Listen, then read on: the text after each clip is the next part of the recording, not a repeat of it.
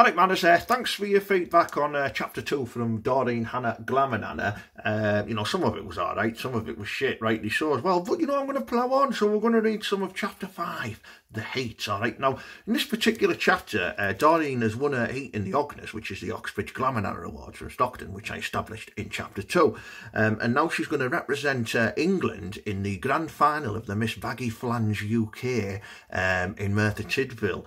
Now, Doreen and Bobby have been getting quite close, and emotions start to run, you know, quite high and play a big part in this chapter. So strap in, ladies and gentlemen.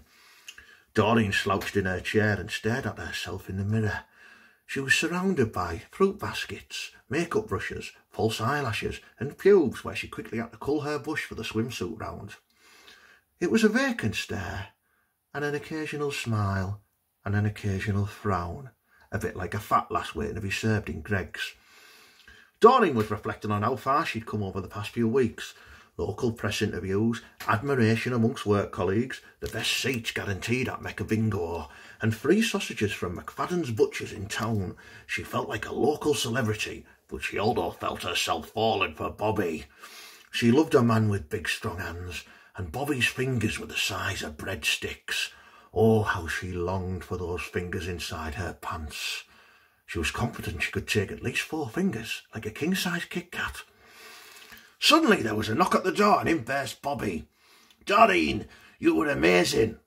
Not only did you look first class, especially in the swimwear round, that speech you gave about free school dinners for children, free tenor ladies for the over 60s, and Asian ladies swimming classes was brilliant. Well, except the last one, bit racist, that one, Doreen."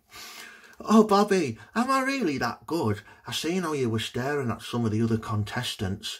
Ethel from Wigan had amazing varicose veins in her legs. Sheila from the Wirral still had 7 of her own teeth, and Marjorie from Hull looked unbelievable for 92. "I'll be honest," said Bobby. "When Marjorie started knocking out those slut drops, I was impressed. Something warm ran down my leg." Bobby moved closer, placed his massive sausage fingers on Doreen's cheeks. "But ever since I first clapped eyes on you, Doreen, you stole my heart. I felt nothing but lust and desire."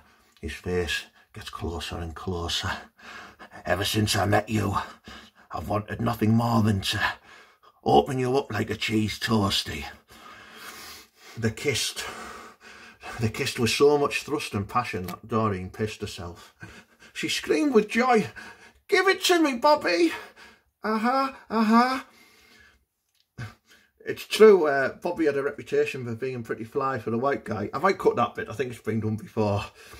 I don't think it's original enough. Anyway, Bobby threw Doreen to the ground with such force, a bit like the WWF Earthquake versus Jake the Snake Roberts grudge match in 1991. He started to peel her clothes off one by one: a cardigan, a blouse, a pencil skirt, a slip, a corset, another slip, a bra, tights, another slip. He was down to her knickers and probably one more slip as he gently started to pull her silky green Asda George knickers down with his massive dick-shaped fingers. "Stop!" she shouted. "Stop! How do I know you don't just want me as a one-off?" "Are you shitting me?" he replied. "It's took me 20 bloody minutes to get the clothes off." "Do you love me, Bobby?" she menacingly whispered. Bobby just looked her in the eye, smiled.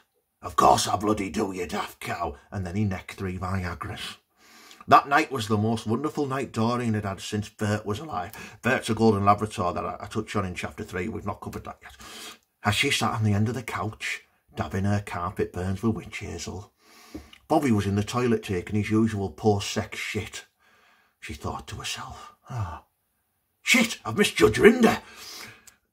So that's the end of that chapter. What I'll do now, I'm gonna fast forward to chapter 8 in my next clip. So let me know what you think, and if you want to read it, just let us know. You know, yes or no, simple. Cheers, matters. Up the bother.